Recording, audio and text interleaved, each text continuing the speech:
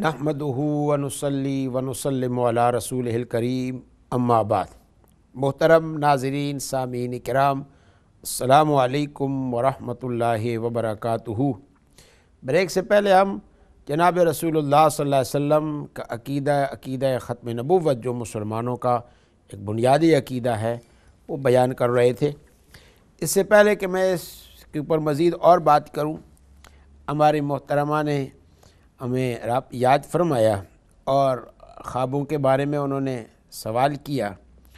تو پہلی بات تو یہ ہے کہ جہاں آپ نے فرائض پڑھے ہیں تو یہ خواب اپنے معنی میں بالکل واضح ہے کہ جو اللہ تعالیٰ نے آپ پر ذمہ داری ادا کی ہوئی ہے، اپنی زندگی میں آپ اللہ تعالیٰ کے احکامات کو اور ذمہ داریوں کو وہ صرف ادا ہی نہیں فرما رہی بلکہ اس کے ساتھ ساتھ آپ ان کو جان رہی ہیں کہ یہ اللہ کی ذمہ داریاں ہیں۔ اللہ تعالیٰ اس میں برکت نصیب فرمائے۔ اور دوسری خواب کا اس جو ہے وہ جہاں سائل کو پیسے دینے کا ہے تو اس میں اس بات کی طرف اشارہ ہے۔ جی ایک کال لیتے ہیں۔ جی السلام علیکم ورحمۃ اللہ وبرکاتہ۔ جی وعلیکم السلام مولانا صاحب، جی آپ کیسے ہیں؟ الحمدللہ، آپ کی دعاؤں سے الحمدللہ۔ جی میرا نام خان ہے، مانچسٹر سے ہوں۔ جی جی مجھے پوچھنا یہ ہے، جی جب آدمی کی موت ہوگی تو پہلے دن اس کو قبر میں اتارا جائے گا میت کو، جی تو 3-4 سوال ہوں گے، ما اسموں کا، جی من ربوں کا، جی من دینوں کا، جی پہلے یہی 3-4 سوال ہوں گے۔ جی تو ہم تو خیر مسلمان ہیں، چلو جواب دے ہی سکیں گے، لیکن یہ جو نن بلیور ہمارے احمدی دوست جی جو ختم نبوت کا یقین نہیں رکھتے، جی یہ کیا جواب دیں گے؟ یا ان کو ان سے کون سے سوالات پوچھا جائے گا؟ جی یا ان کا جواب کیا ہونا چاہیے پھر؟ جی یا دیں گے تھوڑی سی روشنی ڈالیے گا۔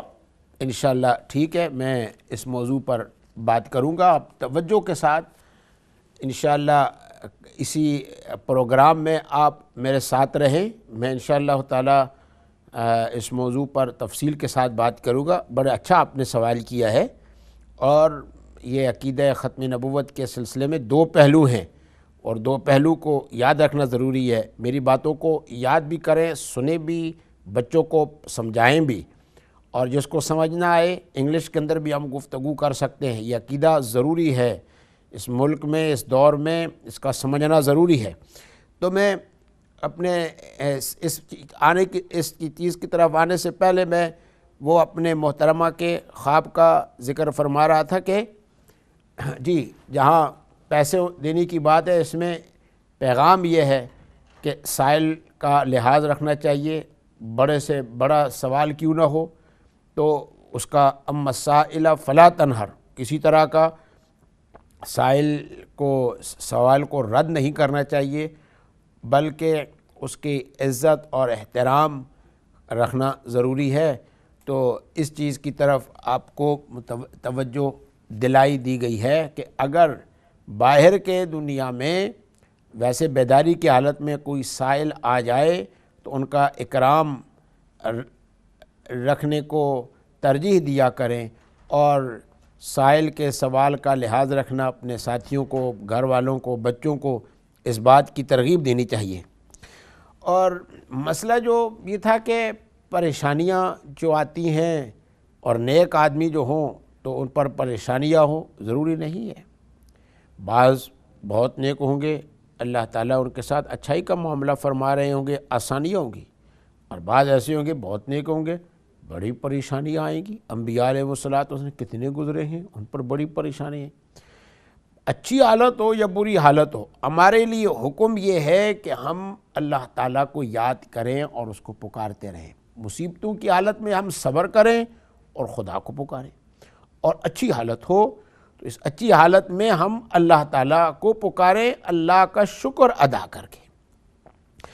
اور پڑوسی کوئی بھی ہو، چاہے مسلم ہو چاہے غیر مسلم ہو، ہر ایک کا حق ہے اس کو تکلیف نہ دی جائے، جی اس کا احترام کیا جائے، جی اس کے سونے کا لحاظ رکھا جائے، ان کی رعایت رکھی جائے، گاڑی کھڑی کرنے کا مسئلہ ہو، باہر نکلنے کا ہو، پوچھنے کا ہو، جی تو یہ ساری چیزیں دیکھنے کا ہو، اور مطلب یہ کہ اپنے ریلیشن شپ کو مینٹین کرنے کا ہو، یہ ساری کی ساری چیزیں اس میں آ جاتی ہیں۔ اور چاہے مسلمان ہو چاہے غیر مسلم ہو، ان کے ساتھ بھلائی کے ساتھ، حسن سلوک کے ساتھ، حسن نیت کے ساتھ، حسن ظن کے ساتھ، حسن نظر کے ساتھ جو ہے وہ ان کے ساتھ پیش آنا چاہیے۔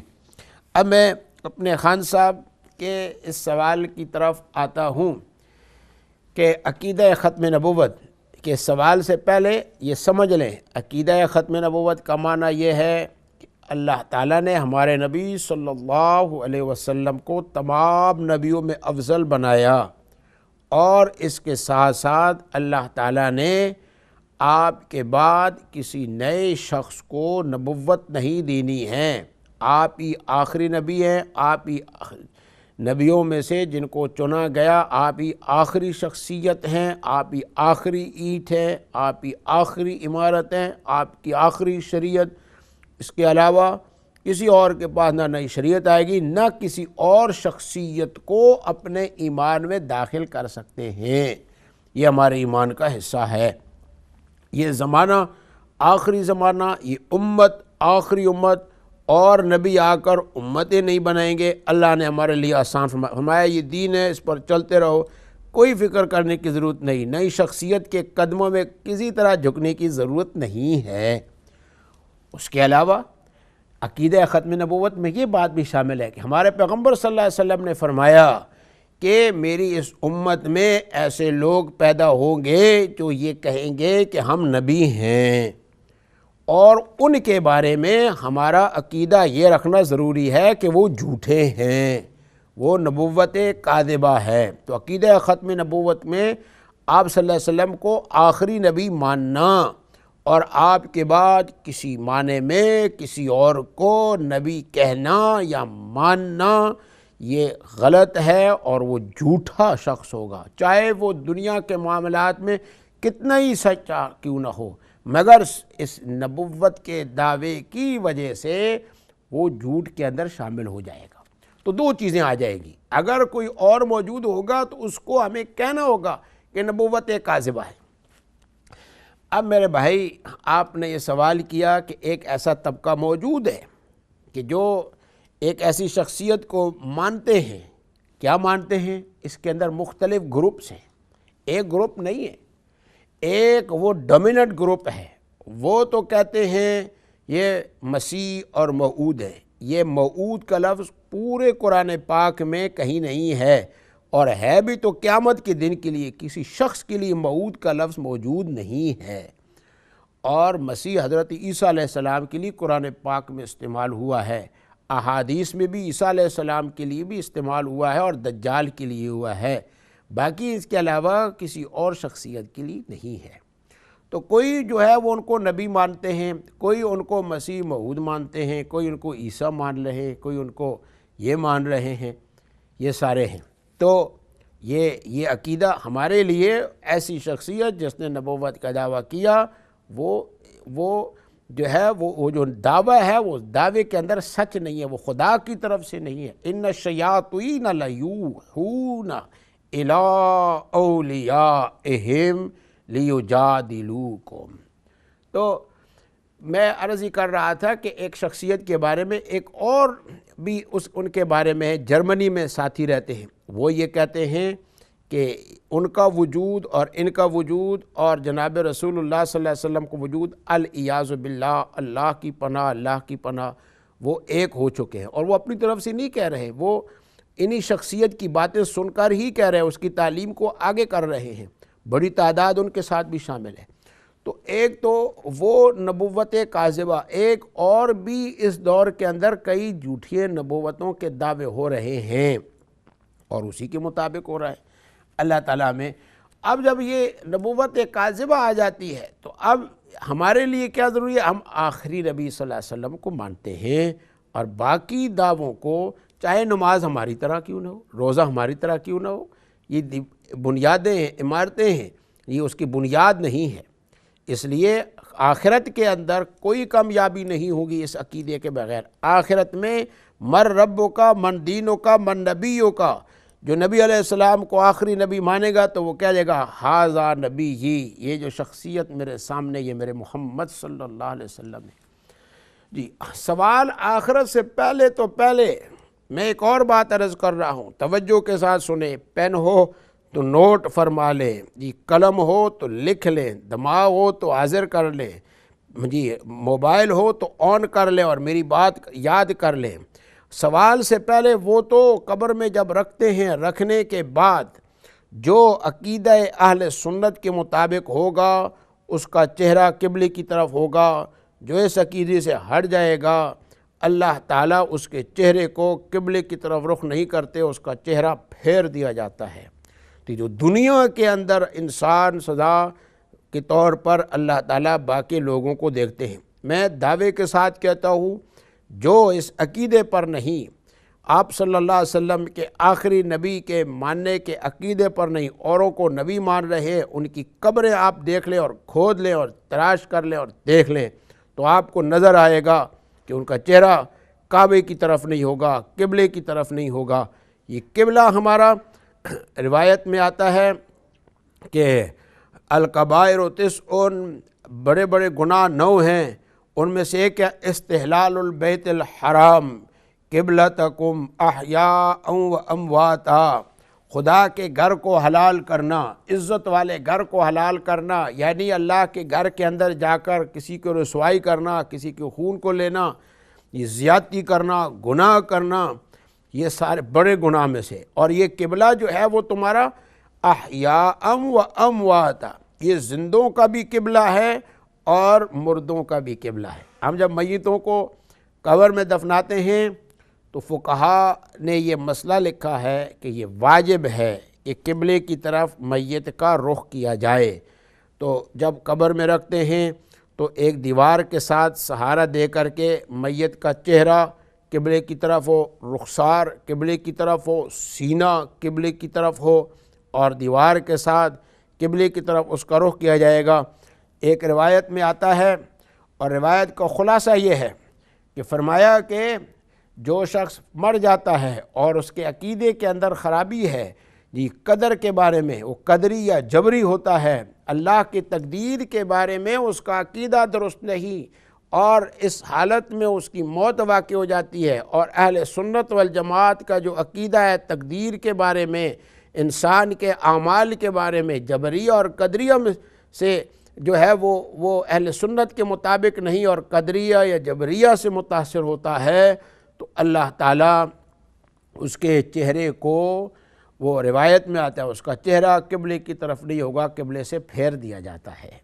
تو یہ اس کے ساتھ ساتھ ایک ابو اسحاق فراری، وہ ان سے کسی نے آ کر سوال یہ کیا کہ وہ ایسا کرتا تھا کہ وہ جاتا تھا اور قبریں جا کر کے کھودتا تھا اور اندر میتوں کو دیکھتا تھا۔ تو ایک قوم کی قبروں کو اس نے کھودا، ایک کو کھودا تو اس کا چہرہ قبلے سے دوسری جانب ہے، دوسری قبر کو کھودا تو اس کا چہرہ بھی دوسری طرف ہے، تیسری کو کھودا اس کا بھی پچھلی طرف ہے۔ تو دیکھا کہ یہ ایک ہی طبقے کے لوگ ہیں اور ان کے چہرے قبلے سے ہٹے ہوئے ہیں۔ امام اوزاعی کے پاس آ کر انہوں نے پوچھا اور سوال کیا کہ یہ میں دیکھ رہا ہوں تو اس کی کیا وجہ ہے؟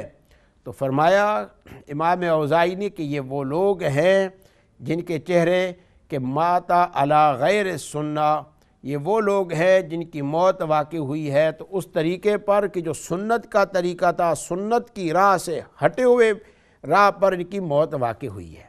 تو سنت کی راہ کیا ہے؟ سنت کی راہ یہ ہے کہ قبلہ ہمارا کعبۃ اللہ ہے، قبلہ ہمارا محمد مصطفیٰ ہے۔ جو محمد مصطفیٰ کے علاوہ کسی اور شخصیت کو قبلہ بناتا ہے، کسی اور شخصیت کو نبی مانتا ہے، کسی اور شخصیت کو احمد مانتا ہے، کسی اور شخصیت کو محمد مصطفیٰ سے اعلیٰ مانتا ہے، کسی اور شخصیت پر نبی کا اطلاق کرتا ہے جو پہلے نبی نہیں تھا، کسی اور شخصیت کو نبوت کی جماعت میں شامل کرتا ہے، کسی اور شخصیت کو اپنے ایمان کا حصہ بناتا ہے، وہ ماتا علی غیر سنہ، وہ سنت کی راہ پر نہیں ہے، ما انا علیہ و اصحابی کی راہ پر نہیں ہے۔ اور میرے بھائیوں اور دوستوں اور بزرگوں، جی میں یہ بڑے ڈنکے کی چوٹ پر یہ بات یہ کہہ رہا ہوں، الحمدللہ جو اس عقیدے پر جناب رسول اللہ صلی اللہ علیہ وسلم کے عقیدہ ختم نبوت کے اس معنی پر